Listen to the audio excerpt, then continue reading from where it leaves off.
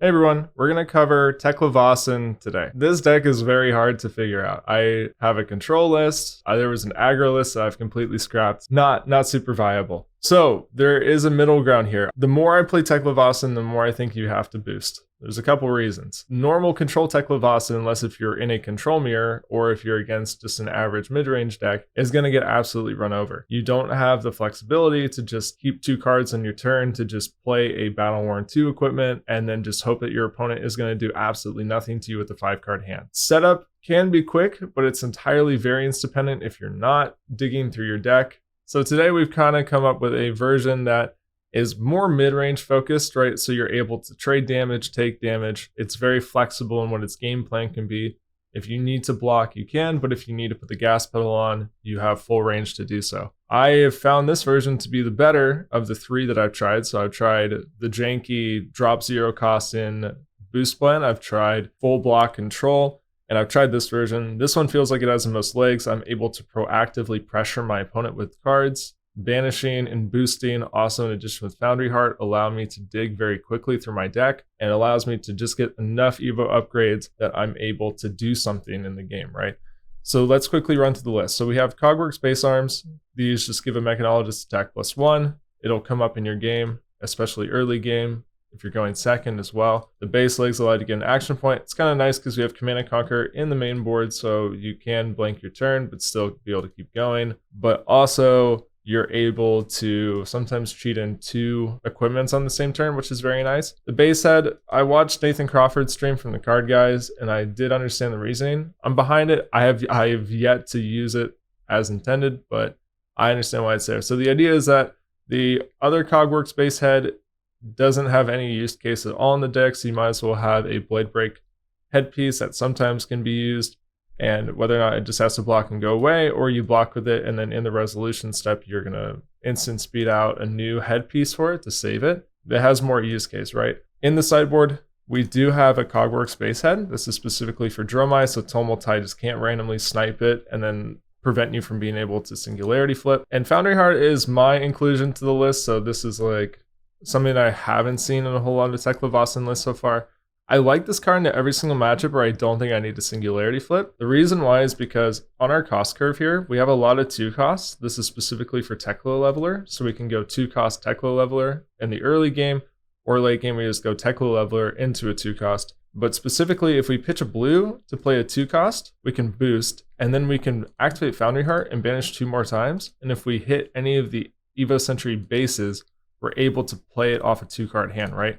So if you can go Throttle, pitch a blue, and then that allows you to dig 3 cards deep to find it off a Teklovossen. If you're able to do that, then essentially your 2-card hand is now a 2-card 9, I believe, because you're able to get the 6 damage through in addition to the 3 blocking power. But this also goes even further, right? Because all these are Evo upgrades and you need to get them. Also, getting the sentries out allows you to get the steel towers in and actually trigger their effects. Yeah, I've just been overall pretty surprised the amount of hands where I've been able to do something with Foundry Heart. Another good inclusion is in having the 0 cost boost in here, allow you to boost and then pitch a blue into Foundry Heart, get 4 resources and play any of the Steel Souls from Banish. There's a lot of very clean play lines where the math solves itself if you have Foundry Heart, and it has the addition of letting you get more cards into Banish, which gives you card advantage, right? Now, of course, there are downsides. If you run this, you're never able to get War Machine or Terminator Tank with the +3, so that can be a real downside. The other thing I do like about Foundry Heart as well is that it's just block 3 at the start of the game. The problem I have with Teklovossen is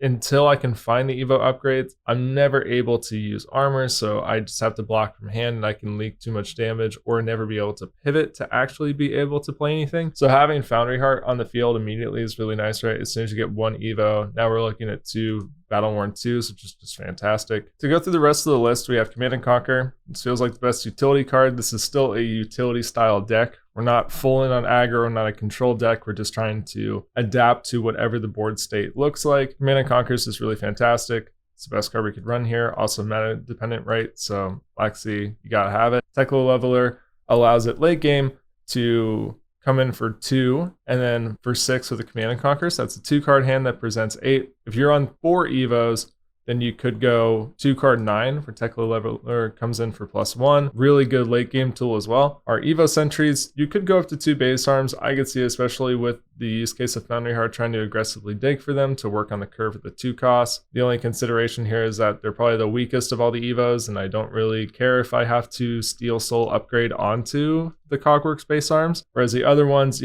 especially Steel Soul Memory, I would really like to be able to upgrade onto that. Pedal to the Metal is another 2 cost, so works with our game plan. I actually like this one a lot because if you keep a 4 card hand when your Terminator Tank or War Machine costs 2, it allows you off of 2 Evos to give them Dominate. Pedal to the Metal is here as a 2 cost, works on our curve. I also like it a lot because you're able to keep larger hands with it, and that can actually pressure things like Terminator Tank or War Machine. The fact that you can give them Dominate before you have 3 Evos is very strong, also because Dominate is just strictly better than Overpower. So I like this card a lot, but you could cut it if you want something else. Scrap Compactor feels pretty strong to me. It essentially lets you cheat 3 resources by being able to play it and then instant speed out an Evo. You're not going to draw a card, so it's not truly 3 resources, but I do like the flexibility because you're able to present an attack on your turn, scrap something, and then still be able to play it on that turn, which is the problem with some of the other scrap cards, right? Is that if you play them, they don't have go again, so the only way you would be able to play that Evo that you banish is if you instant speed it out, which is going to cost you 3. So Scrap Compactor letting me have a 2 card hand that can then pitch a blue and play a sentry is very good. It's in blue. I don't really like it as much in blue, but it's flexible. The thing I don't like about having in blue is that your hand is only presenting 1 damage, which can be fine into slower matchups, so it's almost everything else. You really don't want it. When I made the control list, part of the philosophy was wanting to have really good blue rate cards so that if you ever draw off a Teklovossen or you have to play a blue to scrap something, you're at least not completely nerfing your damage. So you're still presenting something to your opponent that they probably should care about. But Scrap Compactor is flexible, so it's here for now. Scrap Trader is good, but you gotta have 2 Evos in your graveyard for it. So, and it blocks 2. So I found that sometimes I like using it, but it's not just a slam dunk every single time. Opportunities to use it, but sometimes it's a bit difficult. So it's here as a 2 of. Terminator Tank and War Machine are your payoffs for the Evos. If you're only on 3 Evos, they're still quite good, right? So they're 2 card 6s with discard effects or destruction effects. Throttle and Twin Drive are here as 2 cost boosts, work on the curve, allow you to dig while actually presenting threats to your opponent. Same goes for 0 to 60, another boost card that's good rate and actually allows you to boost and then pitch a blue to Foundry Heart. This allows you to have a 2 card hand that drops an Evo Steel Soul out of your banish. Also, Protocol is another Evo payoff card. You only need 3 for this thing to be relevant, but 4 is obviously pushing it beyond its limits. Would be really great. So it works both ways. This is just Pulse Wave Harpoon, but even better. And then we have our Steel Souls. These are the reason to be playing the deck. So we have non-chess pieces, obviously, in here because we're only on Foundry Heart, but in the sideboard, we're running the Sentries and the Steel Soul processors. So Steel Soul Memory is the best one by far, right? Being able to just get Intellect when you upgrade past the Sentry head is the best one. A couple of action points can be decent. This is the worst one of them all, which is why I'm only on 1 arms. If it triggers, it's fine, but it rarely matters unless if you're in a control mirror, something like that. Junkyard Dog is a decent blue card that allows you to scrap, right? That means you can block for 3 with the Steel Soul and still be able to get into Banish on your turn while presenting a 2 card 5 off of blue. Magnetic Protocol, another Evo payoff card. This one's pretty good. Its cases are sometimes more niche, but the fact that it's blue for 5 that can sometimes snipe temper equipment's very strong. Just a blue block 3 boost card that has marginal use case in certain decks, right? Also alongside Magnetic Protocol, it can potentially put -1 counters on things for you. So now we can get in the sideboard here. I'm not entirely sure where these come in for certain matchups. This is the overall shell. It feels fairly well rounded. But you have these Sentries along with the Cogworks base chest. This allows you to have longer games against control decks, mid-range decks. This allows you to bring in Singularity and then transform into Teklovossen and the Mecropotent. In those matchups, you can also bring in things like Firewall, or you can bring in Firewall against aggro decks where you want to be blocking for. This allows you to cover up things like Snatch, any kind of breakpoint, without having to run a D-React and potentially make it harder for yourself to boost. This also allows you to dig for your Evos, and I wouldn't even be surprised if you want to run the yellows. I think this card is pretty strong. Cognition nodes, I don't know how many you need, and I don't even know if it's needed, but I am aware of it. This allows you to basically loop your War Machines and your Terminator tanks, so give them recursion and put them back in the deck. because if you're in a longer matchup, Teklovossen can't actually run out of attacks, and only having 3 intellect means that you probably could end up in a situation where you actually just have trouble closing the game out, or your opponent could try to fatigue you at that point. And cognition nodes just makes it so that you just can never lose the game, essentially, right? So with just 2 blues and cognition nodes and something like War Machine, you can just endlessly loop a 9 overpower every single turn until the game is done. Steel Processor Soul, obviously, with our Sentry Chest, that allows you to flip into Singularity with more cards underneath and get 6 resources. So when you do flip, you have 2 action points from your boots, and then you can attack twice with Teklovossen in the same turn. Very good pivot.